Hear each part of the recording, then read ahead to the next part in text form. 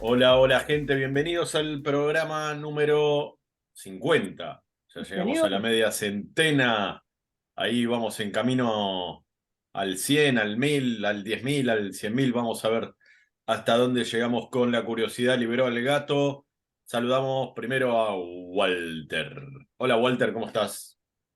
hola Lea, ¿cómo estás? ¿Quién lo hubiera dicho? 50 programas. No sé qué otra cosa hice 50 veces en mi vida, probablemente ninguna. Así que celebro mi constancia, aunque sea, aunque sea en esto únicamente. No, Muy bien, hacemos muy cosas. Hacemos cosas, comemos, dormimos, bueno, en fin, alguna bien. serie de Fuera actividades. de necesidades fisiológicas, ¿qué otro ítem? Orinamos, defecamos, eso lo hacemos y somos constantes Sí. en eso, ¿eh? En eso sí que somos constantes. Y saludamos al invitado del día de la fecha, el señor Manuel Álvarez, nuevamente. Buenas noches a todos. ¿Cómo estás, Manuel? Bueno, Manuel tiene, lo voy a tratar de acordarme de dejarlo en la descripción. Manuel tiene, hizo con nosotros un programa sobre su historia, que es muy, muy interesante. Hoy nos va a contar la historia de una serie de gordos mafiosos, pero la historia de él es muy interesante, no se la pierdan. Voy a tratar de, está dividido en dos partes, pues es muy largo, pero es muy, para mí, es un programa, para mí, uno de los más importantes que hay que escuchar, por cómo se pueden superar las adversidades y los obstáculos más fuertes que puede llegar a tener uno y tener una vida más que digna como la que tiene hoy. Es un aprendizaje para todos los que nos quejamos de cualquier cosa teniendo todo y no nos damos cuenta. Bueno, creo que ese es un programa que te dice, pará, me estoy quejando, ¿por qué? Bueno, arrancamos ya ahora con el tema del día de la fecha, que es, como dije antes, medio modo de presentación, es la historia del sindicalismo argentino. ¿Ah?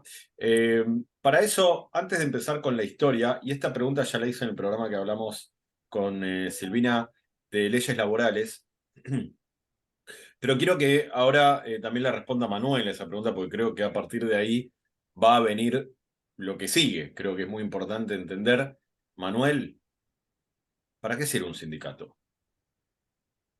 Linda pregunta. El ¿Para sindicato qué debería sirve, servir? Perdón. Ah, claro, ¿Para esa qué es la que... debería servir? Es otra, perdón, sí. ¿Para qué debería servir un sindicato? mm, en primer lugar, yo como relacionista laboral que soy, para respetar la dignidad del trabajador, en principio, ¿no? Para que el trabajador sea visto como un sujeto y no como objeto, en muchos casos, que se ha visto, para que el trabajador tenga los beneficios necesarios para poder realizar su tarea, teniendo en cuenta su salud mental y física, teniendo en cuenta su desarrollo profesional y teniendo en cuenta su, bueno, crecimiento económico, ¿no? Que en nuestro país ha sido señero en lo que se llama la evolución de clases, de clases bajas hacia clases media bajas, hacia clases medias, lo que se llama el desarrollo social de la gente, ¿no? Eh, el sindicato nace en la Argentina allá por 1910, ¿no? Perdón, te hago una pregunta antes de ir a la Sí, historia. sí. ¿Cómo lo haces? ¿Qué se tiene que negociar con el empleador? Esa es la Con el negociación. empleador, claro, y con el Estado que debe ser contralor de todo eso, ¿no? El Estado debe ejercer un papel de contralor, es decir, controlar aquellas eh, atropellos que a veces cometen los empresarios, de no tener en cuenta al trabajador, bueno, de achicar los costos por el trabajador, ¿no? Que eso es lo que se ha visto en los principios del siglo XX, digamos, ¿no? Porque eso empieza en 1910. Eh, Esa es, digamos, la función primigenia del sindicato, ¿no? El luchar por los derechos de los trabajadores y no inmiscuirse, como lo dicen ellos mismos, en cuestiones, en sus comienzos, ¿no? En cuestiones políticas ni ideológicas, ¿no? ¿Y cuáles serían los derechos de los trabajadores? Porque, digamos, ya tienen derecho a trabajar, ¿no? Digamos, ¿cuál Mm, tiene derecho a trabajar? A que nadie lo obligue, ¿no? mm. A trabajar o a aceptar un sueldo o nada. Más allá de eso, de ese derecho que tiene, digamos, voluntariamente aceptar o rechazar un trabajo, ¿cuál sería esos derechos? Y el derecho a que en principio, cuando nace el sindicalismo en la Argentina, la gente no tenía ningún derecho laboral, ninguno, absolutamente. No existía el sábado inglés, por ejemplo, que era trabajar el sábado hasta el mediodía. No existía el domingo. Trabajaban las mujeres y los niños. Se trabajaba de lunes a lunes, no había aguinaldo. eh, no había nada en 1910, cuando empezó todo esto. Los que empezaron a dar la alarma de todo esto fueron los anarquistas, generalmente venidos de Europa, y los socialistas, ¿no? Que empezaron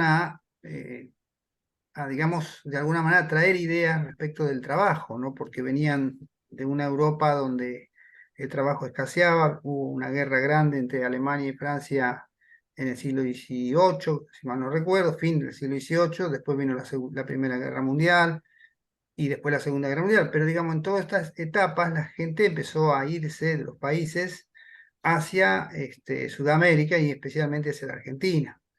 Y ellos fueron los que trajeron las primeras, digamos, ideas respecto del trabajo. Acá no existía nada, no había leyes. O sea, tanto en el campo como en la ciudad la gente trabajaba de sol a sol y de lunes a lunes.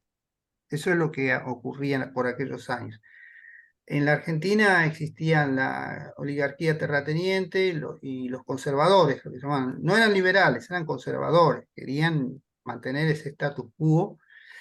Y bueno, ahí empiezan, digamos, a tomar fuerza todo esto, ¿no? ¿En qué En año?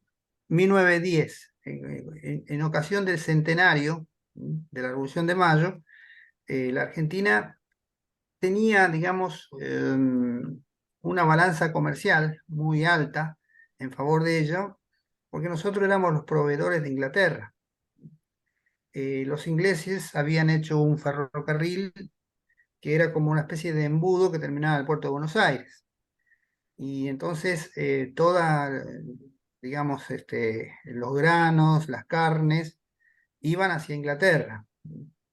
Eh, Tanto en la Primera Guerra Mundial como en la Segunda Guerra Mundial, Inglaterra no quería que la Argentina se involucrara en la guerra, porque evidentemente todos los barcos eran de bandera argentina y no podían ser bombardeados, ¿no? Eh, y ahí empieza, digamos, primero la Federación Obrera eh, Portuaria o Marítima, la FOM, Ujú. después aparece la FOF, que era Federación Obrera Ferrocarrilera, ¿no?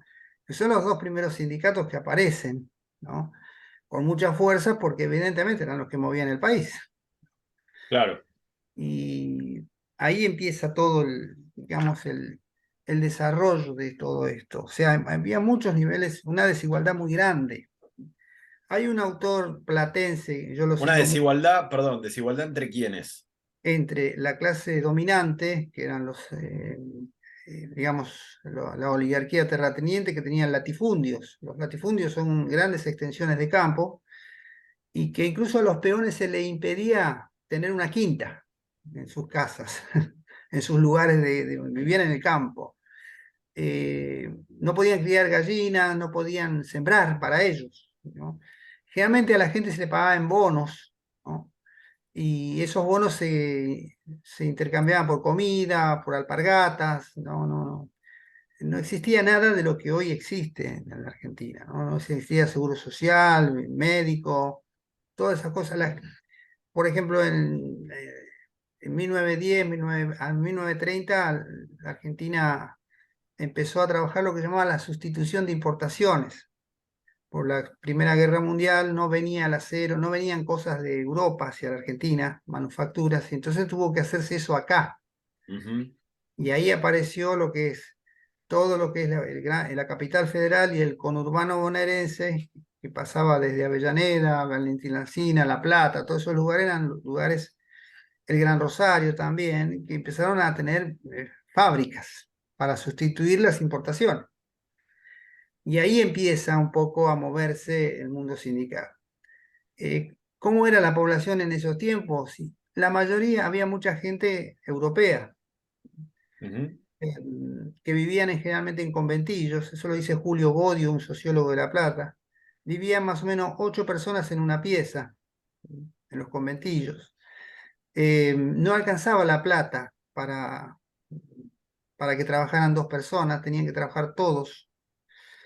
Los chicos empezaban a trabajar a partir de los 10 años Ujú. y las mujeres también, ¿no? Trabajaban todos y no alcanzaba la plata, realmente no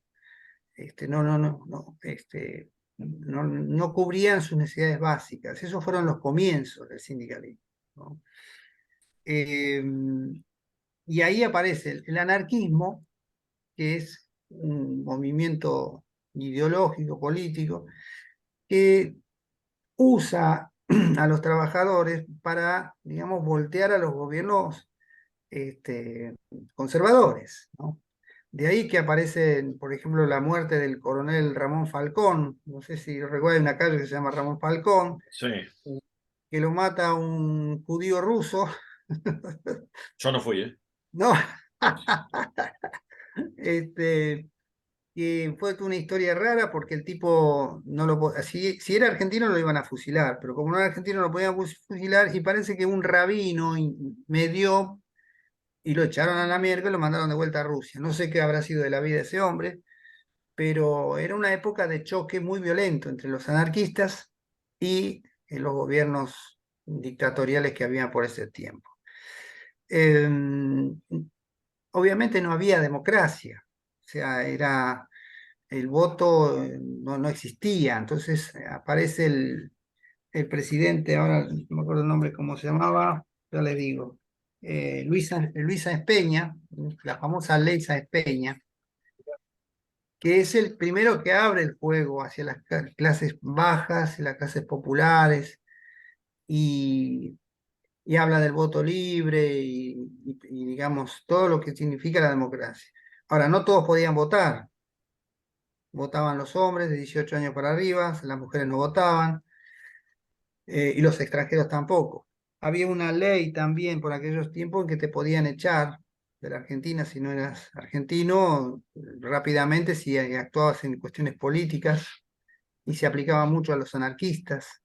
Ese era un poco el panorama de aquellos años. Pero la ley Sáenz Peña hace que hayan elecciones y ahí aparece el primer presidente radical, que es Hipólito Yrigoyen, que, digamos, considera a las clases populares. Y el sindicato tiene lo que se llama la prescindencia, o sea, ellos, los sindicalistas de esa época, cuyas raíces eran socialistas y anarquistas, muchos de ellos. La prescindencia es que ellos se prescinden de todo poder político y político y de todo ideología. O sea, ellos no se meten con el poder político. Lo que busca el sindicalismo es las condiciones de trabajo, por sobre todas las cosas, que eran paupérrimas. La gente trabajaba, no había un horario. O sea, vos empezabas a trabajar y hasta que el patrón decía, bueno, váyanse, qué sé yo. Y vos ibas a buscar un trabajo y te decían, estas son las condiciones. Si no te gusta, agarre su sombrero. La gente usaba sombrero por aquellos años, agarre su saco y su sombrero y váyase. No existe nada de todo eso, ¿no? Y entonces ahí aparece Irigoyen, digamos, y ahí aparecen las primeras leyes laborales, ¿no? Una de las cuales son el sábado o el domingo, ¿no? El día no laborable, Ujú. aparecen las 8 horas, ¿no? Aparecen las 6 horas para trabajos insalubres.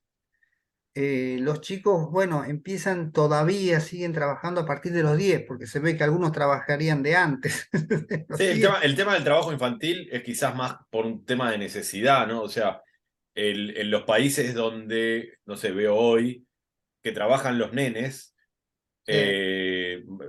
no sé bien cómo son las leyes. No sé si se los prohíbe. Si, por ejemplo, en Cuba, las chicas, yo tengo una hija de 13 años y me resulta muy incómodo decir esto. Las chicas de 13 años en Cuba, me gustaría, le preguntaría al poder político cubano si las chicas de 13 años se prostituyen porque no tienen para comer o porque no hay una ley que diga que no se pueden prostituir. Claro, a eso Mm, voy. O sea, el trabajo infantil, quizás como se conoce, es quizás una cuestión de necesidad. En África hay un montón de nenes trabajando en minas sí. y nadie se alborota, más allá de lo que diga la ley en determinado país africano. ¿Cómo? Perdón, no Va se de la escuchó. mano. No se escuchó, Walter, decirlo de nuevo. Lo que elimina es el crecimiento económico. Eh, yo, hace un par de décadas, mi familia tenía campo y mis abuelos, eh, yo me acuerdo de ir al campo y ellos trabajaban de lunes a lunes. ¿Por qué? Y porque las vacas comen de lunes a lunes. Digo, y tienen que tomar agua. Eh, Claro. yo creo que todo ese tipo de cosas eh, tienden a equilibrarse. Por supuesto que es fácil decirlo sentado en el living de mi casa sin haberlo pasado nunca. Obviamente que entiendo lo que está contando Manuel. Pero me parece a mí que tienden a equilibrarse esas cosas, las mejoras para, para los trabajadores, para los obreros en realidad, porque trabajadores y los empresarios también son. Eh, Tienden a equilibrarse a partir del crecimiento económico y la mayor oferta. Mm, Eh, Ujú. yo tengo un familiar que vive en España y me cuenta, y en España por lo que vemos están bastante más cerca de nosotros de lo que les gustaría. Pero él me cuenta que cambia de trabajo con una frecuencia que yo no lo puedo creer. mm, Y nada, él me dice, sí, igual que yo, la verdad, se especializó en un rubro particular que no es algo, no es un oficio fino ni mucho menos, él trabaja de carnicero, pero él me dice, acá yo cambio de trabajo, ¿y por qué es eso? Yo creo que porque hay mucha más oferta mejor dicho, mucho más demanda de trabajo. mm, Eh, y yo creo que ahí los sindicatos no... Es lo que decía Bastián de lo que se ve y lo que no se ve. Nosotros vemos al trabajador asalariado, protegido, sindicalizado, con un montón de derechos y un montón de beneficios. El problema es que al sobreproteger a ese empleado, se desprotege al potencial obrero, que es el que está buscando trabajo. mm. Entonces, ahí me parece que es donde los sindicatos eh, terminan trabajando, terminan haciendo de, al menos los actuales, ¿no? Haciendo de digamos, de guardaespaldas de un sector de los trabajadores que curiosamente es el más burgués, Mm. porque es el que, repito, está sindicalizado, está trabajando en blanco, con beneficios. El tema es que en la Argentina tenemos un desempleo enorme y no está contemplado el tema de los planes sociales. Yo creo que si sacásemos el tema de los planes sociales, el desempleo en Argentina sería, pero escandaloso. Claro, lo que sucede es que la legislación que se empezó dando en los años 20, en los años 30 y hasta el 45 con el advenimiento del peronismo, eran leyes que, digamos, salvaguardaba el trabajo, al trabajador. Había mucho trabajo por aquellos años y esas leyes eran muy buenas. El tema es cuando eso de alguna manera es un sindicalismo que se estatiza. ¿Mm?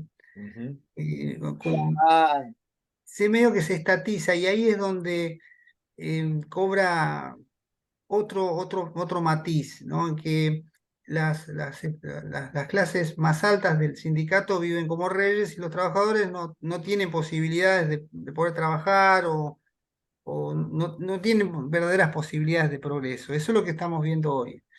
Eh, Tal cual. por ejemplo, en una época, cuando yo todavía era estudiante, fui a hacer una práctica rentada, no una práctica rentada, una práctica ad honorem a la Cámara Argentina Alemana de Comercio, y conocí una chica que era misionera de Misiones y que era hija de alemanes. Y me acuerdo que ella trabajaba en Siemens, esta mujer. Eh, la empresa Siemens cerró un sector porque había una máquina que hacía el gerente. Era una chica que hablaba como 5 idiomas, esta chica. ¿Y qué hace la empresa? No la echa. O sea, cierra el sector, jubila al gerente y no la echa.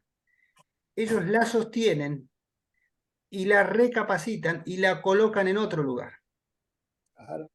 Eso es la política que tiene Alemania. Alemania hace eso. Alemania da planes, pero el plan es capacitarte para, dura Ah, el tiempo de la capacitación y después te ofrecen, creo que 2 o 3 trabajos. Si no agarraste ninguno de los tres, te quedaste afuera. exactamente. Eso es lo que tiene Alemania hoy en día, ¿no? Sí, Dicho sí. por los mismos alemanes, porque yo estuve ahí con ellos en la Cámara y me enteré muy de cerca de cómo es Alemania con respecto al mundo del trabajo. Y eso acá no existe. Por 2 razones. Por un lado, porque los patronos y los sindicatos muchas veces están en connivencia también de no capacitar a la gente. Entonces vos no capacitas a la gente, viene una nueva máquina y le es más sencillo echar al trabajador y traer a alguien que maneja la máquina y se termina la historia. Eh, lo que pasó, por ejemplo, en los años 90 con Menem fue eso. O sea, el mundo cambió mucho en los años 90, el entorno Windows en el 94, todo eso cambió mucho y mucha gente quedó afuera del mercado de trabajo. Y mucha de esa gente no volvió nunca más al mercado del trabajo. Incluso yo fui uno de los primeros que trabajó en los proyectos microempresa, se hacía con dinero del BID, Banco Interamericano de Desarrollo. Y yo daba algunos cursos de capacitación y logramos una muy baja reinserción laboral de la gente. Estaban mal hechos, más allá de que yo trabajé con eso, ¿no? Pero estaban bastante mal hechos. Muy poca gente logró reinsertarse en el mundo del trabajo. Eh, porque era el proyecto micro de armar una microempresa, el proyecto joven para los jóvenes para el primer trabajo y el proyecto imagen, algo muy parecido. Pero ninguno de los tres funcionó realmente como debieron haber funcionado. Porque en realidad la capacitación se hizo tarde, se tendría que haber hecho mucho antes de que la tecnología llegara y no lo vieron. No, bueno, Sí, no, nosotros no, no. tenemos No, presidentes que no son estadistas, son personas que no sé cómo definirla, pero no tienen una, una visión de largo alcance respecto del... O sea, la tecnología siempre avanzó a 10.000 kilómetros por hora más rápido que la burocracia. Eso siempre ha sido así. Ahora, para seguir un poco con la historia, eh, recuerdo que el mismo Hayek decía que, no Salma, decía que que era en una entrevista, le preguntaron por los sindicatos, él sabía, ¿no? Obviamente era crítico, pero él Ujú. decía que él no estaba en contra del sindicato per se, Claro, que sí, de la existencia de un sindicato, porque dice, está bien que los empleados de una empresa, a mí no me gusta decir trabajadores porque, como dijo Walter, los empresarios también son trabajadores, a veces trabajan más que los empleados. sí, Eh, los empleados de una empresa está bien que se organicen para negociar con el empleador. Y es mucho mejor hablar con uno que ir hablando uno atrás de otro. Más o menos esa era la idea. claro, Eh, que el empleador, es más fácil para los empleados y es más fácil para el empleador que haya un sindicato, pero él hablaba de un sindicato no, como dijiste, estatizado, un sindicato que se organice en esa empresa, o que llamémoslo sindicato, llamémoslo como quiera, mm, y que en esa empresa haya uno o dos, no sé, que negocien con el empleador, que lleguen a acuerdo o no. El empleador echará, no echará, aceptarán, no aceptarán. Bueno, eso se ve y para eso tienen que, bueno, quizás elegir a los más capacitados para negociar en los empleados. Pero, ¿cómo fue ese camino? ¿No? Vos estabas más o menos en los años 40. ¿Cómo fue ese camino para llegar a, digamos, sindicatos que se habían formado para lo que ellos consideraban, para obtener lo que ellos consideraban mejores? A mí nunca me gusta que esas mejoras vengan del Estado, eso es una opinión personal, pero para obtener mejores condiciones laborales, porque no había límite de trabajo, límite de hora, como decía, a estatizarse. ¿Cómo fue ese ámbito? ¿Cómo fue que se Sí, empezaron a formar sindicatos y de repente, ya, porque viste, ya hay 4.000 sindicatos por cada, ¿no? sí, hay demasiados sindicatos, Hay sí. demasiado. Entonces, Sí, sí. ¿cómo fue ese camino desde el 40, que de donde dejaste hasta ahora? Lo que pasa es que después, en 1910, 1930, viene el golpe de Estado de Uriburu, ¿no? Y entonces era la crisis del 30, la crisis del 29. Entonces ahí los patronos tratan de retomar o contrarrestar o la contraofensiva de sacar los domingos, de echar gente, de sacarse de encima a los delegados de aquella época. Por eso el sindicato empieza bien, porque se declara prescindente de las cuestiones políticas e ideológicas. Mm. Lo que pasa, y este es mi pensar, en la época del 40, cuando sube el peronismo, a ver, no había Ministerio de Trabajo, había un departamento laboral, le llamaba. Después se fue a Secretaría de Trabajo y Previsión, que ahí es donde Perón llega, cuando era coronel, llega al puesto. Y el terremoto de San Juan y todo.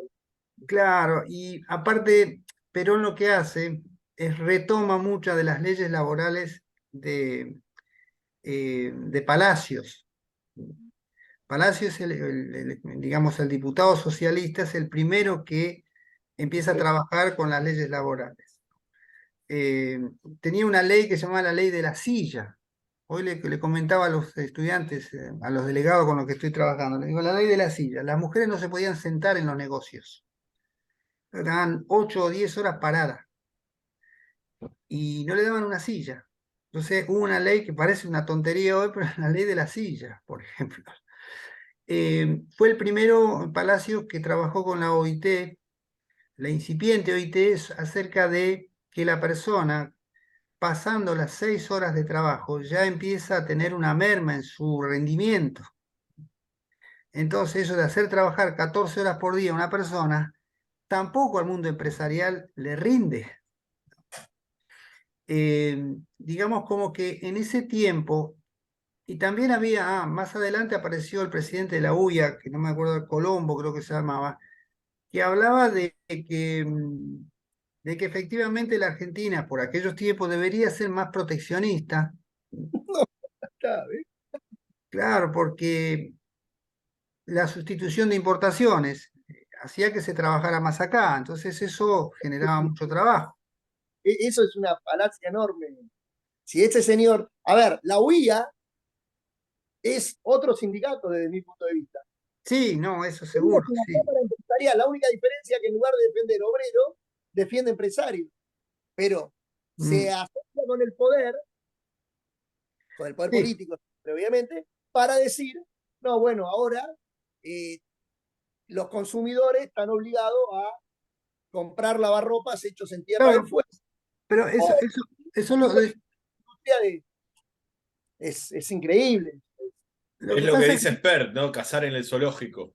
Lo que pasa que en ese momento eran momentos en que digamos, todas las manufacturas que venían mayormente de Europa eh, no, no vinieron más porque evidentemente Alemania usaba el acero para otras cosas, sobre todo para la Ah, guerra, y entonces las máquinas de coser que llevaban esas agujas se tenían que hacer acá. Es pero en decir, ese momento tenía sentido ser proteccionista. claro, claro. La Segunda Guerra Mundial, Argentina abraza eso y ahí viene todo el atraso. Sí, sí, Hay sí. un libro de Emilio Campo, que ahora todo el mundo está hablando de la dolarización, tiene que ver el libro El mito de la industrialización peronista, de Emilio Campo, que cuenta cómo, por ejemplo, la familia Di Tella, Mm, en fines de los años 30, Argentina vendía más manufactura que grano. Y a nosotros, a mí en el colegio secundario me enseñaron que no, que era el modelo agroexportador que beneficiaba a 10 familias. Y el campo lo cuenta con lujo de detalle, dice, no, lo que pasa es que cuando el poder político le dijo a ese empresariado, y la familia de Itela es un ejemplo, porque tenía al tatarabuelo, que era un fenómeno, que hasta, miren justo lo que me acuerdo que contaba Manuel de los anarquistas, de los delegados. Los tipos, los panaderos, le hicieron una huelga y el tipo creó una máquina para fabricar pan, pero la creó solamente para que no le compliquen la vida a los obreros de la huelga. Y era tan buena la máquina que empezó a exportarla al mundo. El tipo era un diamante en bruto. El problema es que cuando llegaron la idea esta de cerrarnos al comercio y qué sé yo, todos esos empresarios dijeron, no, listo, se voy a casar en el zoológico. Ahora, y la tercer pata, que creo que lo que explicaba Manuel, es el sindicalismo, que obviamente terminó aliado con el poder político y bueno, acá estamos viendo lo No, que... no, eso son todas las deformaciones que va teniendo el sindicalismo, ¿no? Porque yo trabajé en la electrificación del Roca, por ejemplo, y estuve encargado de las cuadrillas, primero en Bursaco, después en Lanús, y lo que se veía era que, por ejemplo, la empresa compraba guantes para la industria de muy mala calidad. Entonces los obreros se rompían las falanges. Una. Segundo, los zapatos que tenían que ser con punta de acero no los tenían todos. Entonces, si se caía un riel en el pie o un durmiente, perdía los dedos. Yo viví que, por ejemplo, en mi sector murieron, por lo menos 10 personas murieron. Otros tantos tuvieron, digamos, discapacidad permanente.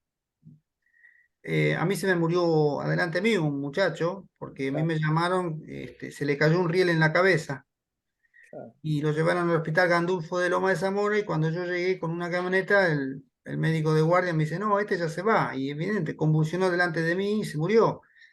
Ahora, por otro lado, la empresa tenía arreglos con, con ferrocarriles.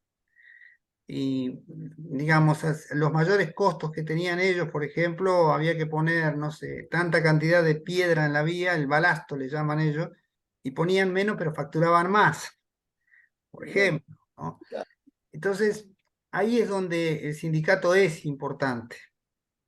Son puntos donde el sindicato es importante. Yo recuerdo un muchacho administrativo que estaba en una categoría un poco más arriba que la mía, que le faltó, no sé, 100.000 australes, que no sé cuánta plata sería en ese momento, pero era bastante guita. Estaba desesperado porque no encontrábamos el comprobante de esa plata. Y me dice, Manuel, dice, acompáñame a ver al jefe de obra. Fuimos a ver al jefe de obra y le dijimos, y el jefe de obra dice, ¿cuánta plata era? Tanto le decimos, no sé si eran 100.000 pesos o 1.000.000 de pesos, no sé, en Australia. Ah, dice, es la plata que le dimos al inspector de ferrocarriles. Y Soborno. por otro lado, vos veías cómo trabajaba la gente y parecían obreros del siglo XIX. O sea, las cuestiones van y vienen en esto, ¿no? Es decir, el gobierno de Uriburu, por ejemplo, al principio con la ley Sáenz Peña y los radicales, las condiciones laborales de la gente mejoró. Vino el gobierno de Uriburu, retrasó todo eso y echaron a todos los que pudieron que no eran argentinos, lo echaban a la mierda. Y se trataba de volverse. Ahí es donde el sindicato se declara prescindente de las cuestiones ideológicas y políticas. Eso no ocurre con el advenimiento del peronismo. El peronismo atrapa todo esto, ¿no? Y ahí es donde ideologiza. Y eso es lo que daña al sindicalismo. El sindicalismo tiene que existir, según mi punto de vista, obviamente, por los derechos del trabajador, pero debiera haber, digamos, el Estado como contralor de eso, que no hay. Otro caso que me tocó. Ahí es donde diferimos. Mi puede Para no- existir. A ver, eh, a mí lo que me pasa, cuando yo escucho por gente mucho más formada que quien habla, eh, sobre todo en economía, a mí me llama la atención la inocencia que tienen cuando hablan de política. pero de verdad, ¿eh? Entonces yo escucho, por ejemplo, ahora economistas consagrados, ¿eh? Estamos hablando de una persona que estuvo a cargo del SEMA durante muchos años. Entonces yo leo los tweets y dice, no, bueno, ahora lo importante es que el gobierno actual, me río cuando lo digo, es importante que el gobierno actual eh, deje todo lo más prolijo posible para el gobierno que viene, así podemos, digo, dentro de la lógica de esa persona, Mm, que el gobierno actual quiere lo mejor para todos nosotros. Digo, es un chiste, mm, es un chiste, es el análisis de un chico de 9 años. mm, Bueno, pero digo, a mí cuando me dicen, por ejemplo, no, el problema es que, eh, y repito, para que no se malentienda, yo coincido con ambos, con Manuel y con Leandro, que es importante que el obrero tenga una figura que lo represente. Ahí estoy completamente de acuerdo. Ahora, lo que digo es, cuando a mí me dicen, no, pero el problema no son los sindicatos actuales, digamos. El mm, problema es que las personas que los manejan se conducen con prácticas mafiosas. mm, A mi criterio, eso es lo mismo que me digan. No, el problema no es que ese muchacho violó a la chica. El problema es que él no se dio cuenta que en realidad tendría que haberla invitado a salir y tomar una copa, después presentarle a sus padres, ir un fin de semana a la costa y recién ahí si la chica quería tener sexo. No le importa al tipo que es violador, no le importa todo eso. claro. Lo hace. Y el modelo sindical actual, desde mi punto de vista, es eso. No es casualidad que las personas que estén al frente de los sindicatos se manejen con esas prácticas. Digo, Mm, son personas que están dispuestas a sostener frente a una cámara, cosa que a cualquiera de nosotros tres, y espero que a nuestros oyentes, nos darían vergüenza mm, sostener. Yo he visto a los metrodelegados del subte decir que tenían un problema en el codo por levantar el brazo para hacer no sé qué movimiento, digo, y que por eso tenían que trabajar menos horas. Digo, las prácticas, las formas de, de, No, no, es como una deformación de todo esto, porque por ejemplo, un caso que está hoy en el tapete de 20 familias o 10 familias denunciando a 3 maestras por desnudar a los chicos. Bueno, hermoso ejemplo, Manuel, hermoso ejemplo. es una locura eso, y ellas se huelga por eso, ¿no? Ahí no va ahí hay una deformación de lo que el sindicato es. Totalmente de acuerdo. Un tipo es un Totalmente. degenerado, hay que echarlo a patada en el traste, punto. ¿Ah? Es decir, no hay otra alternativa. O sea, Y una estaría persona que bien, abusa, porque a mí, yo lo he visto en las empresas también esto, de que un día estaba yo al lado de la secretaria de una empresa, viene mi jefe y me dice, Manuel, andate. Dice, ¿a dónde? Andate. Claro, él se la quería levantar a la mujer. No sí, sí, sé qué le propuso, ni sé ni me interesa, pero eso está mal. sin duda. Ahí es donde el sindicato tiene que aparecer, del lado de la chica, obviamente. Ujú. No, La chica, el sindicato también se la quiere levantar. claro, pero digamos, ahí tiene que decir, sindicato, en el trabajo se habla del trabajo y punto, ¿no? Es un tema muy, muy, muy escabroso esto, pero hay una deformación del sindicalismo. El sindicalismo que yo estoy haciendo como historia, que lo estoy dando a los delegados del gastronómico, es cómo nace y cómo es el verdadero sindicalismo. Abstenerse de participar en política, de casarse con una ideología política. Eso es lo que hace daña. Es decir, en realidad el sindicato tiene que negociar, en todo caso, con el poder político en las mejoras de los trabajadores. Pero no porque vos me diste a mí algo, yo te tengo que votar eternamente. Eso es, digamos, es como un doble juego que hace el sindicato como lo hacen.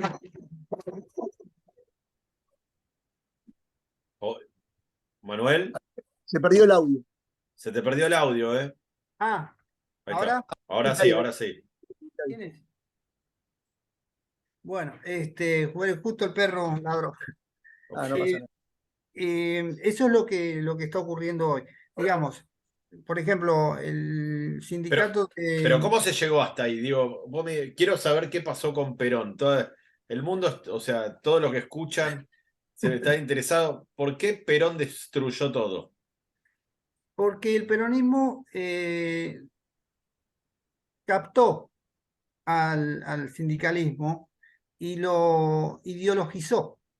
Hizo todo lo contrario de lo que sería esta ley de prescindencia que Mm, tenía el sindicato.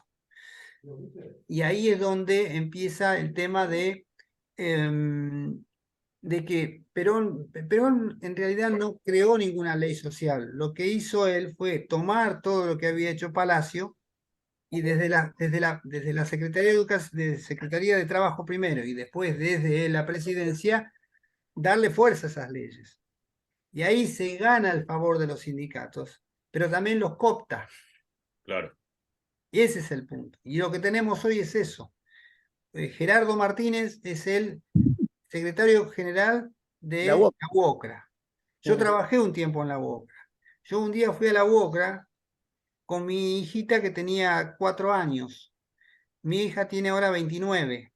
Todavía está él como claro. secretario general. O sea, y venía de antes ya. Y venía de antes. Y la mayoría de ellos tienen 20, 30 años, 15 el que menos, al frente del sindicato. En el sindicato del seguro, por ejemplo, que también trabajé, había un muchacho que por una relación, por un tema de materias que yo tenía que dar en la facultad, que era secretario de prensa, me permitió trabajar en la biblioteca de él, que manejaba él, y él quiso hacer en la elección una línea interna. Bueno, el secretario general del seguro en ese momento se llamaba Valle. ¿Saben por qué Valle se fue? Porque era tan grande Valle que en un discurso deliraba. ¿Viste cuando sos viejo que no sé cómo se le llama? Como Biden. Deliraba Claro. el tipo. Y ahí se dieron cuenta, che, este no puede seguir. Llamaron a elecciones y este hombre, que yo lo conocía, propuso una línea por afuera de la que, pues ya ellos tenían a quién tenía que votar. Este hombre pierde y automáticamente lo echan. Lo echan al hombre. Es decir, él quería, digamos, renovar.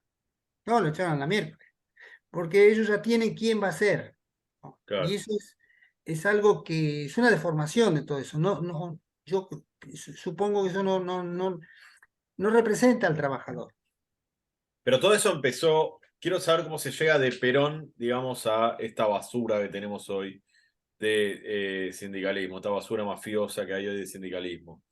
¿Qué fue lo que... Está bien, los cooptó, digamos, ideológicamente para que lo sigan a él, Eh, seguramente los sobornaba con dinero de la gente, mm, ¿no? Entonces, ¿cómo se llega? Los tipos se ideologizan, ok, somos todos peronistas, todos decimos a Perón porque es el que nos da los beneficios, los mm. privilegios, ese era el motivo.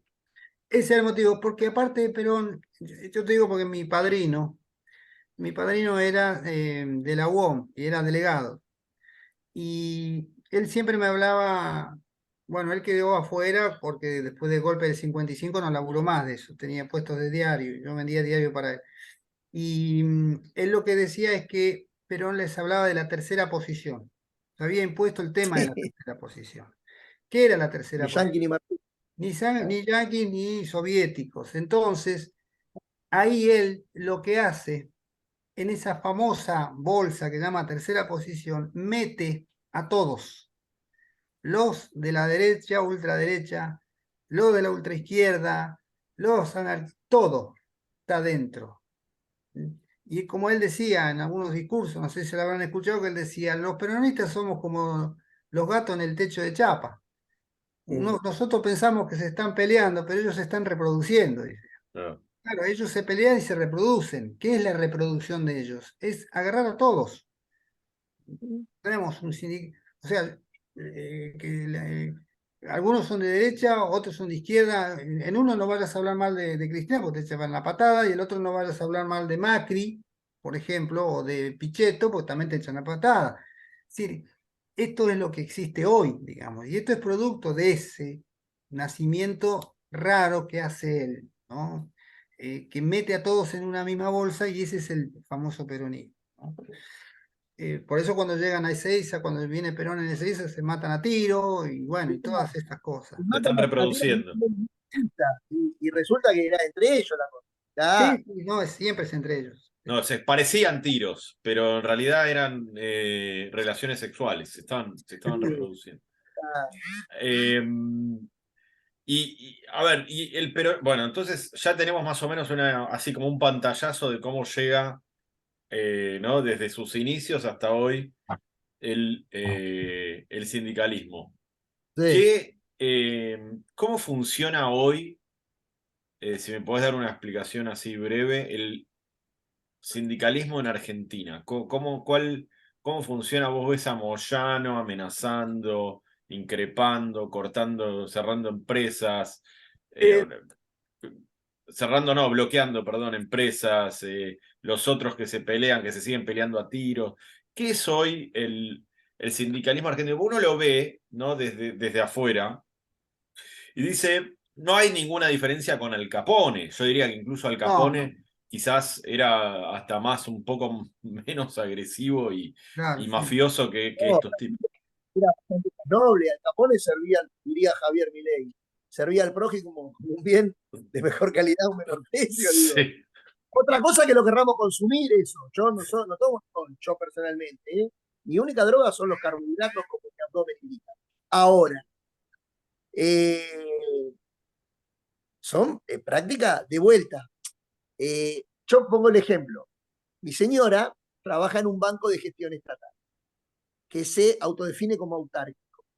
Ujú. Bueno, mi señora, que es muy inocente, yo la amo, el día que no la ame más, el adjetivo no va a ser inocente, voy a usar alguna otra palabra. Pero mientras tanto es inocente. Y digo, mi señora dice que en todas las sucursales en las que trabajó,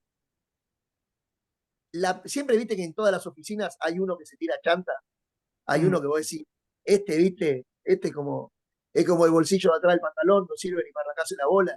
Bueno, mm, eh, y mi señora me dice, no, vos sabés qué, me pasó en esta sucursal, me pasó en la otra, en otra, en otra, en otra, en otra. Siempre el que es un chanta, que nadie lo quiere como compañero, lo absorbe el sindicato. Y ella cree que es casualidad. Y yo, no es casualidad, es un mm, modus operandi, claro. un patrón ahí. ¿Por Mm, qué? Porque lo que están buscando es personas que estén dispuestas a defender lo que no tiene defensa alguna. mm, Cuando Palazzo, el sindicalista de los bancarios, sí. de paréntesis, yo lo escuché en una conferencia de prensa diciendo que él no cree en la violencia. Bueno, te llamás Palazzo, ya empezamos mal. Eh, Digo, él dice, no, nosotros, la negociación llegó a buen puerto. Y para mí no hubo negociación alguna. Digo, si el tipo pone 2 camiones de caudal en la puerta del banco, dice, acá no entra ni sale nadie hasta que no nos paguen lo que queremos, ahí no hubo negociación. Eso no es una negociación, No, a no, mi para criterio. nada. Eso es Mm, una sí, extorsión, mm, ¿me explico? Y después, una cosita, perdón, que quería decir. Yo tengo muchos amigos actores. Y a mí me causa gracia, porque, por ejemplo, actores formados, digo, formados en la universidad como cualquier profesional, abogado, arquitecto, ingeniero, doctor o contador. Y ellos me dicen que es muy importante la figura del sindicato de actores conducido por Pablo Echarri, ¿no? mm, Entonces ellos me dicen, no, no, porque gracias al sindicato ahora nos pagan tal o cual cosa en la tele que antes no nos pagaban y qué sé yo, y papá, papá, papá. Buenísimo. Contame, ¿cuántos años hace que estudiaste actuación? 20 años. O sea que vos tenés 20 años de experiencia como actor. Sí. Y contame, ¿de qué estás viviendo? No, no, hago un trabajo que no tiene nada que ver con la actuación. ¿Ves? Ahí está el daño que le hace el sindicato de mm, Pablo Echarri a tus ideas, a tu formación. Porque si el sindicato de Pablo Echarri defendiese al actor integralmente hablando, me refiero a la masa de argentinos que estudiaron actuación, debería estar golpeando las puertas de las productoras tipo Netflix para que vengan a grabar acá y mm, diciéndole, acá tenemos actores, y me consta, muy hábiles, muy buenos actores que podrían estar haciendo producciones para Netflix. Además tenemos una moneda devaluada y te van a salir muchísimo más barato que los actores de Hollywood. mm, No hacen eso. Defienden a los actores que después marchan contra la Corte Suprema defendiendo el oficialismo para hacer una tira de ficción en Canal 7 que tiene reproducciones negativas. O sea, cada vez la ven menos gente.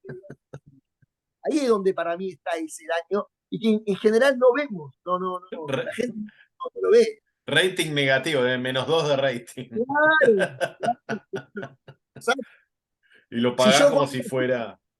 yo cuando era chico, una vez mi mamá me llevó un curandero y el tipo dijo que yo veía lo que nadie veía. Y era verdad, porque yo veía Canal 7.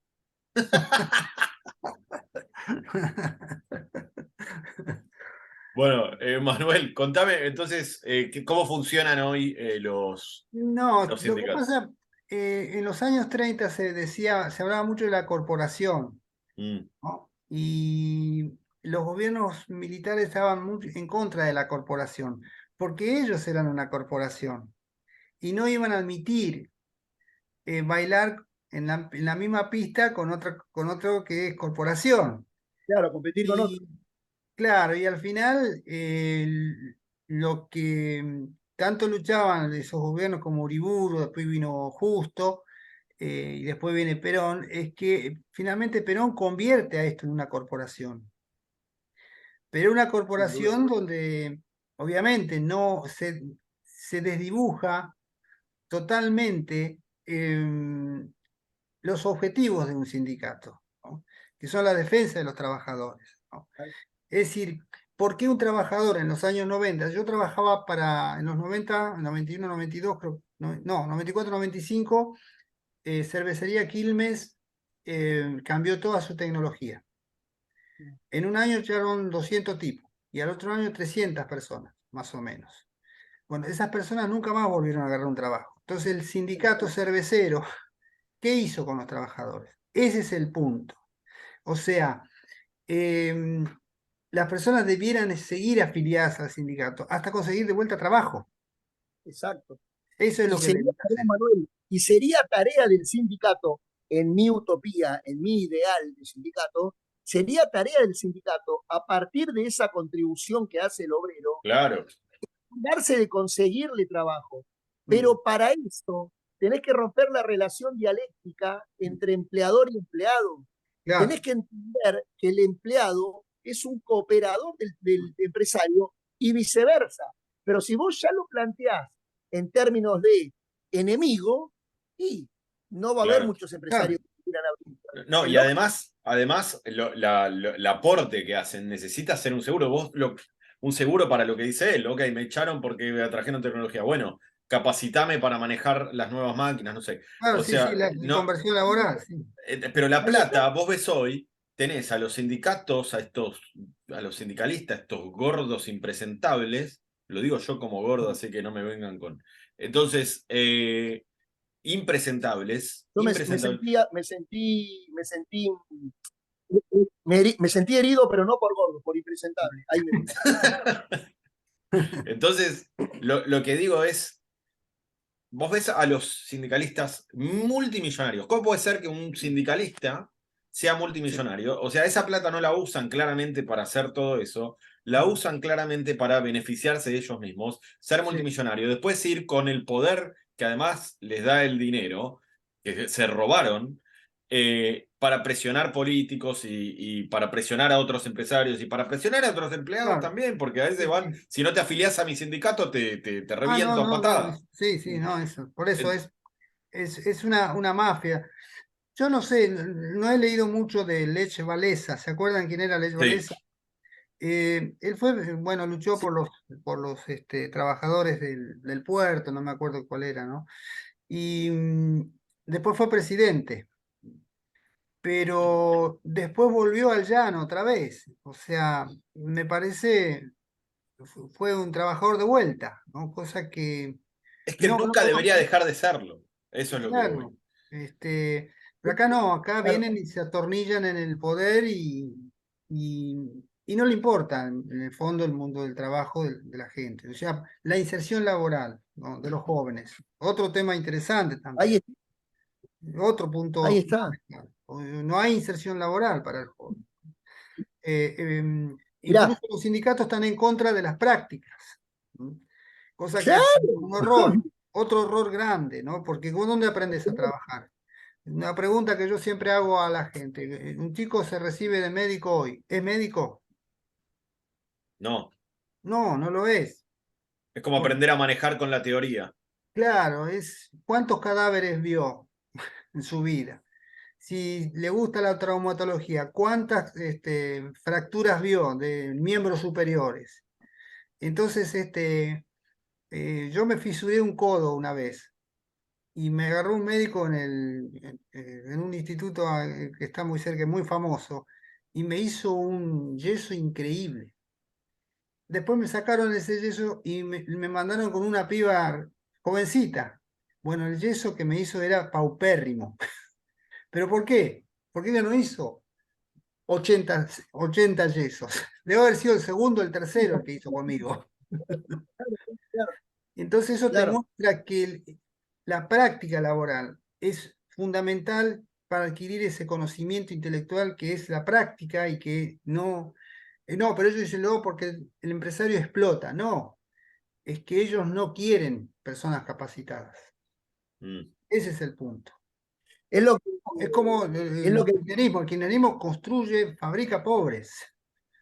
Les bueno, fascina la el idea. pobrismo, ¿no? Y hasta el Papa les fascina el pobrismo, ¿no? Porque ellos viven de los pobres. Cuando más pobres son, más vale para Claro. ellos. Es una moneda de cambio el pobre, no la persona pensante. Hay una, Este, hay una charla de, de Federico Sturzenegger, que fue presidente del Banco Central durante la gestión Macri y por muchos es eh, odiado y otros lo defienden, pero independientemente de su gesta, de lo que haya hecho, el tipo fue presidente del Banco Ciudad un tiempo y fue una gestión bastante buena por lo que se cuenta. Él tiene una charla en la que cuenta su primer debate, su primer negociación con los delegados bancarios del Banco Ciudad. ¿Por qué? Porque ellos habían hecho, tenían que contratar gente, ¿no? Entonces, supongamos, tenían que contratar 500 personas. ¿Tá? Entonces dijeron, vamos a apuntar a la meritocracia. ¿En qué sentido? De las 500 personas que tenemos que tomar, vamos a contratar a gente, por supuesto que tenían 10.000 currículum, vamos a contratar a gente que haya estudiado en escuelas estatales, porque de ahí se desprende que es gente que no tuvo suficiente recurso para pagarse una privada, entonces le vamos a dar una mano a esa gente. Después, vamos a priorizar Se supone. que sea gente que vive en barrios humildes. Bueno, se supone que vive en barrios humildes, para de vuelta reinsertarlos en el mercado laboral, si tienen buen currículum o buenos estudios y demás. Entonces, cuando él planteaba todas esas medidas que a priori a mí me resultan más bien de izquierda, eh, los delegados sindicales le dijeron, no, no, no, usted no entiende nada. De las 500 personas que va a contratar, por lo menos la mitad, o sea, 250, sí o sí tienen que ser familiares de gente que ya está empleada en la ciudad. Claro. Entonces él le dice, Schwarzenegger le dice, miren, yo no comparto sus banderas. Ustedes vienen con banderas de Che Guevara y del Partido Obrero. Yo no comparto sus banderas. Ahora, lo que yo estoy proponiendo es precisamente acceder, que los sectores más postergados, digamos, accedan a un muy buen puesto en un banco grande, con estabilidad laboral y muy buenos ingresos. Yo, le dice el tipo, yo, le dice Sturzenegger, no soy de izquierda, pero comparado con ustedes soy Lenin, le dice el tipo. Usted está diciendo a los hijos de las personas con mejores salarios dentro de la torta de salarios ah, argentinas que son los bancarios. mm, Ustedes son la famosa casta, digamos. mm, Ustedes no quieren que los pobres crezcan. Ustedes mm, quieren darle trabajo a los hijos de, solo por ser hijos de él. mm. Léase, si hay un chico que creció en Lugano y se recibió de contador, no tiene la misma chance de No, ingresar no. que el hijo de un empleado de ese banco, del Banco Ciudad, aunque haya estudiado botánica, Mm. pero por amor de Dios, es una locura. Sí, no, creo que esa ley el Banco Ciudadano existe más ya, me parece.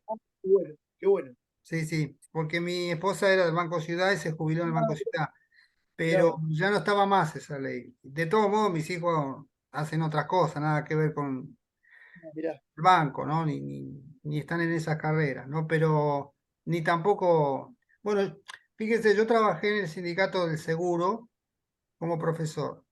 mm, Yo a mi hijo, a ninguno de los dos lo metí en ninguno de los, y yo trabajé en muchos terciarios, tenía como 44 horas cátedra.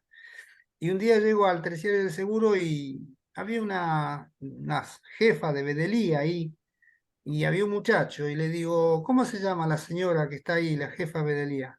Ah, me dice, mamá no vino.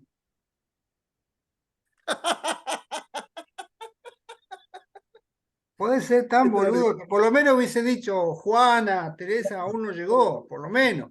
No, mamá Un no poquito vino. más.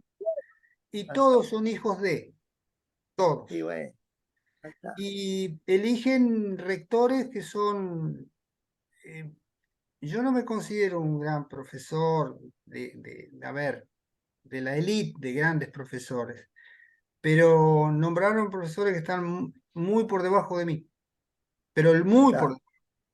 repito, yo no soy el mejor, ¿eh? Hay gente muy Mm, capaz, muy lejos encima, pero esa mm, persona no. Yo incluso uno de mis compañeros con el que todavía me hablo del sindicato de seguro era secretario de un juzgado. O sea, una persona de gran claro, formación. Y esa persona no era rector. Eligieron, por ejemplo, una JTP, que es jefe de trabajo práctico, que era adjunta de claro, un profesor. Esa fue rectora. ¿Por Claro, qué? claro. ¿Por qué? Porque está en el partido y porque claro, está sí, sí. afiliada, digamos. O sea, Bueno, El esas son propio las Baradit, deformaciones. Esas son las el propio deformaciones. Baradit nunca fue docente. Y yo agradezco que nunca haya sido docente. Nahuel. eso claramente tira todo para abajo, ¿no? Porque si vos Sí, no, ponés obvio. gente pa' dedo porque ser amigo, o tío, o hijo, o papá o hermano, lo que sea, claramente Claro. todo funciona peor. Ahora, te quiero hacer una pregunta ya para ir cerrando. Sí. Ahora hay como toda una idea de que, bueno, el gobierno más populista que tuvo, más berreta y más de populismo berreta que tuvo este país, va a caer y quizás ya no vuelva. Ahora, supongamos que viene un tipo que hace todo bien. Vamos a suponer que asume el Dios. Asume Dios, ¿no? Un tipo de la perfección, ¿está? El gobierno argentino. Ahora, las mafias están enquistadas Mm, por todos lados. ¿Vos crees que este país, dado no solo los sindicatos, pero una buena proporción del problema, ¿no? Los sindicatos de todo lo que venimos hablando. Si vos querés cambiar un poco algo, ¿no? Decir, bueno, ya los sindicatos tienen que perder poder, ¿no? Tienen que negociar con el empresario y ya está. Pero el mm. poder que tienen hoy Moyano, Barrio Nuevo, bueno, todos esos, lo tienen que perder. Eh, te incendian el Sí, la Argentina, país, te sí. incendian la Argentina. Entonces, vos decís, ¿es viable un país como Argentina de esta manera? ¿Se puede cambiar o es algo que ya está tan enquistado que es imposible de solucionar y como se dice, la única salida es Ezeiza, ¿no? El aeropuerto, e irse de este país? Sí, el problema más grave es que se han perdido los valores del trabajo y eso atenta contra todo. O sea, tenemos toda una generación de gente que no quiere pagar el costo de aprender un oficio, por ejemplo. Ujú. Eh, Tal no hay manera. O sea, si vos, a ver, en mi barrio no hay gente que sea jardinero, por ejemplo, o que sea plomero, que se vayan metiendo en la plomería, en el gas, no existe eso. Eh, que hay, ¿no? Pero no, ya no está constituido como una cultura dentro del trabajo. La- acá en la figura del aprendiz en otros tiempos era una figura muy importante, porque cual. que a vos te eligieran como aprendiz de un chapista, de un mecánico, ya era algo grande, ¿cierto? Y, yo tuve una compañera del secundario que era una chica medio pelo en cuanto a afro, no era una genia como estudiante, pero empezó a trabajar con el equipo de Favaloro, no sé haciendo qué, y empezó a estudiar para hacer esa que hacen los estudios cardiológicos. Pero era una chica que me va bastante pobre, aparte eran como 6 hermanas y un hermano tenía, yo la conocía, la familia incluso. Bueno, ella vive en Recoleta, tiene un flor de departamento, viajó como 5 veces a Europa. Yo me la encontré en un bar, nos citamos en un bar, y toda la gente que salía creo que de la Suiza, de un sanatorio bastante importante que hay por ahí, todas la saludaban. Bueno, ella empezó en el equipo de Favaloro, como pinche, y ahora es una técnica consagrada. Claro, Es decir, se puede, porque esa chica no claro, tiene historia abolengo, no viene, el papá no es nada, no, o sea, no es nada dentro de la medicina, la mamá menos, sin embargo pudo, se puede. Yo empecé como ayudante de trabajo práctico de psicología laboral, ad honorem, pero yo estaba con una eminencia de la psicología laboral.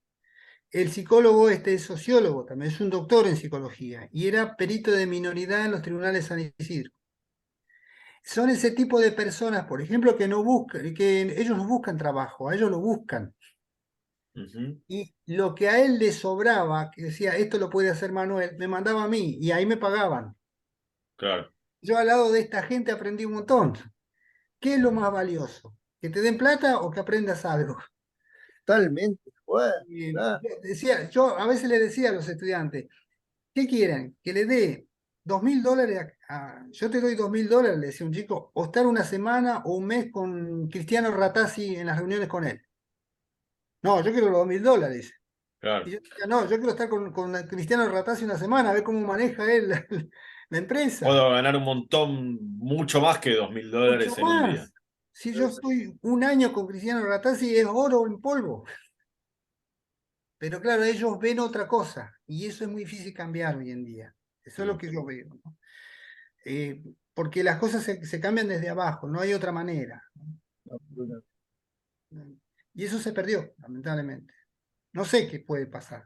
Tiene que Y haber un eso da cambio. lugar, yo creo corregime si me equivoco, si estoy haciendo una relación rara o errónea, pero yo creo que eso es lo que justamente le da poder a todos estos Claro, por sindicalistas. supuesto, por supuesto. Hay un tipo que murió en el 91 que se llamaba Peter Drucker. Druckers en realidad es austríaco era él, pero hizo toda su carrera en Estados Unidos y escribió varios libros y uno se llama La sociedad postcapitalista. Y es un librito que habla del capital intelectual, del cual yo estoy haciendo un ensayo hace rato sobre eso. Mm, Y el capital intelectual tiene que ver con los conocimientos que vos tenés, con los saberes que vos tenés. Y la adquisición de saberes es lo que te permite poder migrar de un trabajo a otro y no casarte con nadie, no casarte con esta gente. Porque el hecho de si yo no tengo una profesión y el sindicato a algún lado me va a colocar, mm, la cuestión es que yo vaya con el bombo cada vez que yo me llamen. claro, no sé. Y claro, y eso es, ¿cómo cambias eso, no? Gabriel Gasabe, profesor de economía, tengo el gusto de haber asistido a varias de sus clases, aparte es una persona muy agradable.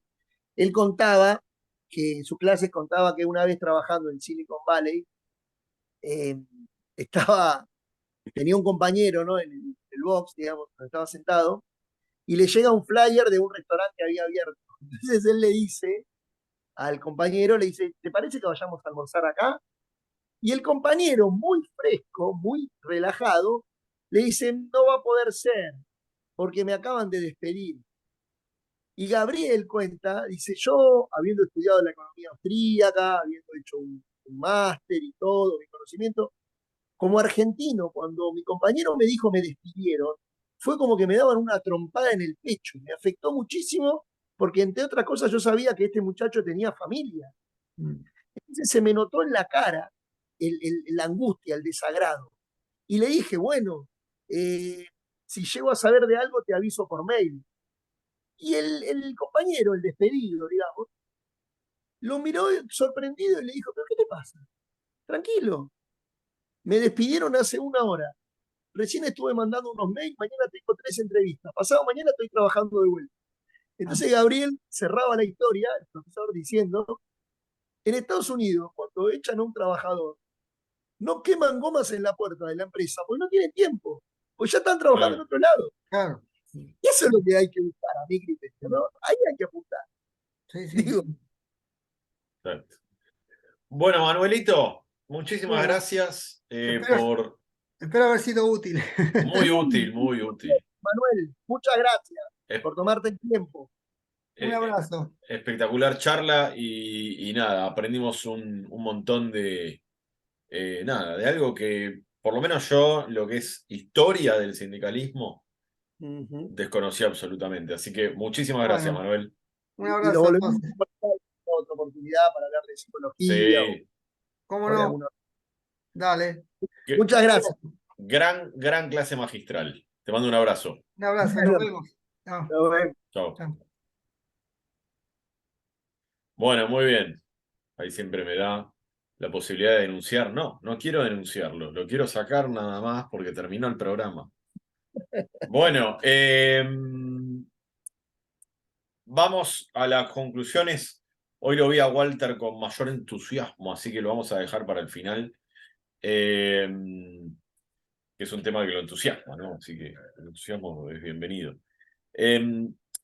A ver, se habrán dado cuenta que en medio del programa Manuel decía cosas con las que nosotros no estábamos de acuerdo.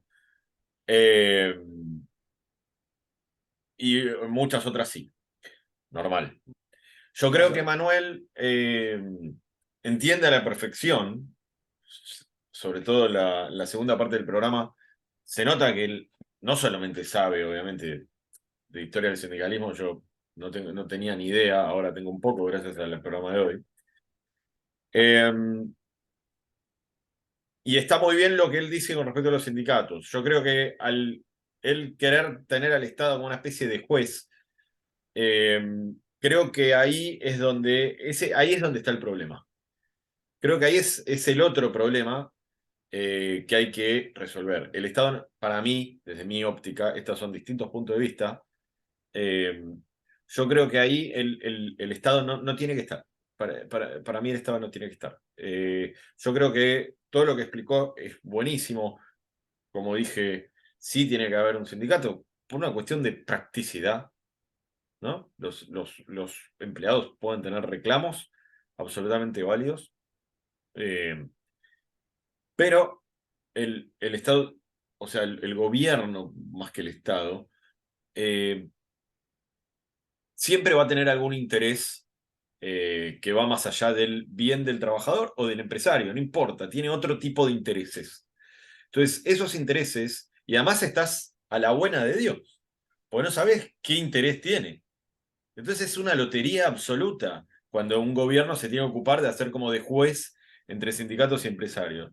Y a la larga termina perjudicando a todos, a los empleados, a los empresarios, a todos. Todos se terminan perjudicados, salvo, obviamente, el sindicato que por algún lado siempre va a sacar una buena tajada y por eso es lo que él muy bien explicaba con Perón que los ideologizó. Pero claro, Perón los ideologizó para que estén con él, ¿no? O con un partido político, ¿no? Y que traten de que él llegue. ¿Qué es lo que está pasando hoy en Argentina? ¿No? Que si vos no sos del grupo, lo están diciendo, te quemamos el país. No solo los sindicalistas, pero también los sindicalistas. Lo están diciendo, te vamos a quemar el país, no te vamos a dejar hacer nada. Ese es un gobierno controlando. Entonces vos qué tenés que estar tirando la moneda a ver si justo te toca el gobierno que hace que se pone a juzgar bien las cosas. No, eso me parece que es algo que no tiene que pasar, porque termina haciendo esto. Él lo explica muy bien, te dice, Perón hizo esto, lo ideologizó, lo hizo formar parte del partido, todo, y eso está muy mal. Bueno, pero eso es el gobierno metiéndose. Eso es el gobierno metiéndose en las relaciones laborales. Así que bueno, la historia, la verdad, fascinante, cómo empezó todo. Una clase magistral otra vez de Manuel. No obstante, mi opinión es que tiene que quedarse en el seno, digamos, de lo que es un empresario y los empleados de él. Como bien marcaba también Walter, ¿no? El empresario también es un trabajador. El trabajador es alguien que trabaja. Entonces, por eso a mí más que y además trabaja en la empresa de él, que tiene que estar a la perfección. Porque yo lo digo como una persona que el 100% de mi vida trabajó en relación de dependencia. Todos van a pensar, ¿no? Es un empresario, ¿no? Siempre trabajé en relación de dependencia. Y lo digo como empleado. A mí no me importa tanto que a la empresa le vaya bien como al empresario. Obviamente me importa porque yo quiero seguir trabajando ahí y si me gusta el trabajo, mucho más. Pero no tanto como el tipo que puso la guita, que arriesgó, o sea, que se la jugó, que no tanto como él. Eso es así. A ver, a mí me gustan los chicos, pero a ninguno voy a querer tanto como a mí. Esto eso no quiere decir que después vaya a cagar a palazos a los otros nenes. Vaya a la casa de Walter con un bate y le pega a los hijos de Walter. No.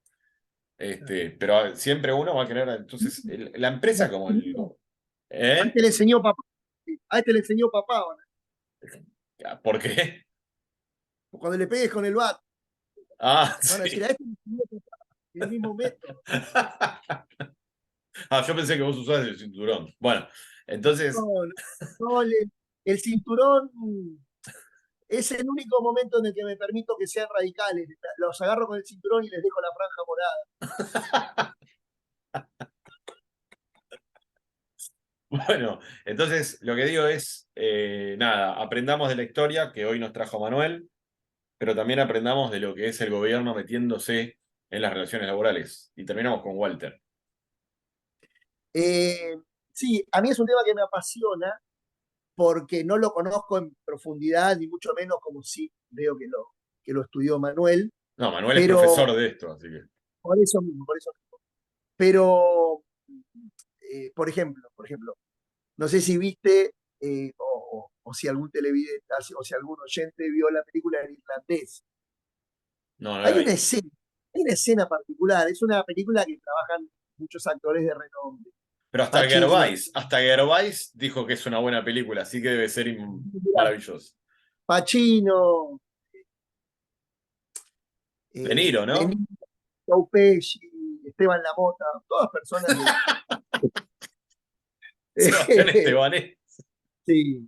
Bueno, pero hay una escena en la que literal, pero literal, muestran cómo el sindicato encubre a un tipo que era transportista de carne y le robaba al dueño, pero literal, le cambiaba los precintos del camión y le robaba mercadería. El sindicato lo defiende, el tipo sale absuelto en la causa y lo condenan al empresario a pagarle una fortuna como si fuese por daños y perjuicios. Es un delirio. Sin embargo, tengo más de un conocido, digamos, que ve eso y dice, qué jugador, o No, qué bien se hicieron. Y después se queja del desempleo, ¿entendés? Yo creo que es importante la figura del sindicalista, del sindicato, mejor dicho. Ahora, vamos a poner un ejemplo. Si yo, junto con 15 personas más, trabajamos para vos, ¿ya? Y decidimos, a mí me gusta más la palabra, en Norteamérica se dice union, tengo entendido, ¿viste? Le dicen las unions. Union. Nosotros nos unimos, ¿no? Los 16 nos unimos y decimos, mirá, queremos plantearle este tipo eh, de acuerdos, de consignas para mejorar las condiciones laborales a Leandro. Y de los 16, 13 estamos de acuerdo en ir a planteártelo. Pero otros 3 no están de acuerdo, están conformes con la relación, con cómo está la situación laboral hasta el momento. ¿Ok? Ujú. Te sigo. Yo creo que ni yo, ni ninguno de los otros 12 tiene potestad para ir y obligar a esos 3 a que hagan lo que queremos. ¿Me Por explico? supuesto. Sí, sí, sí, sí. Estas cosas porque yo no conozco la necesidad de esos 3. Yo qué sé si esos 3 no tienen para comer y sus hijos se están alimentando a partir del trabajo que les da Leandro. ¿Me explico? ¿Me explico a dónde voy el punto? Absolutamente. Sin embargo, hay un montón de calificativos para quienes dicen, mirá, yo la verdad que no quiero ir a la web. Se les dice carneros, se les dice que están asociados con el patrón, se les dice que no son solidarios con el resto de los obreros. A mí me parece que la soberanía siempre parte del individuo, digo. Nadie puede coercionarme ni en pos de la patria, ni en pos de la clase obrera, ni en pos de Villadal. Yo soy yo y respondo Ujú. por mí mismo. Ahí está donde me parece a mí que se nota la cuestión violenta, cuando encima, además, en muchos casos ni siquiera necesitan ser violentos. Porque digo, para poner un ejemplo, yo a Moyano en la tele nunca lo escuché levantar la voz. Escucho levantar la voz por ahí a, no sé, a Martín Tetá, ¿viste? A gente que no me asusta. Moyano sí me asusta y nunca lo escuché levantar la voz. ¿Por qué? Bueno, tal vez no sea necesario, Tiene ¿no? Tal todo vez. controlado. No, exactamente, exactamente. Entonces, eh, yo veo muy difícil que se reduzcan el poder a sí mismos eh, a partir del diálogo con quien piensa diferente. La verdad, lo veo muy difícil. Creo que si los jueces actuasen digamos, como deben según su cargo, esos tipos no podrían andar sueltos por la calle, ni más ni menos. Y de ahí deviene todo el poder. A mi criterio está todo enlazado. Eh, Sindicalismo, gobiernos, eh, gente con capacidad de apriete, porque las barras bravas también están metidas, Sí, sí, sí. todos lo saben. Hoy día ser barra brava es un negocio muy rentable. eh, entonces me parece que ese tipo de cosas no, no tienen que estar en un país no digo en un país utópico, en un país que busque crecer medianamente, no puede haber gente así, eh, porque conspira contra todo lo que hace crecer a un país. Y todo lo que dice Walter son teorías conspirativas, no digo por si hay alguien que quizás no es argentino y está escuchando el programa. Esto es así, no es una teoría conspirativa, no es un argumento tirado de los pelos. Esto lo ves a diario y hasta a veces te lo confiesan. O sea, no es que estamos tratando de buscarle el pelo al huevo, es realmente así, es lo que sucede, digamos, ¿cómo decir? A plena luz del día. No sé, o sea, no, no hay acá nada. Y eso es peor todavía.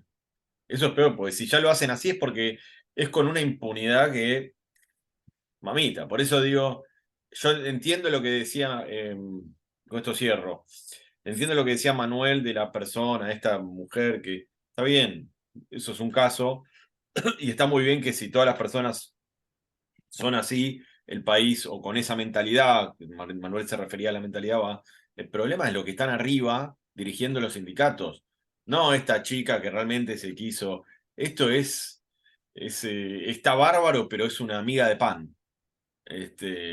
No es lo que más hay acá, lamentablemente.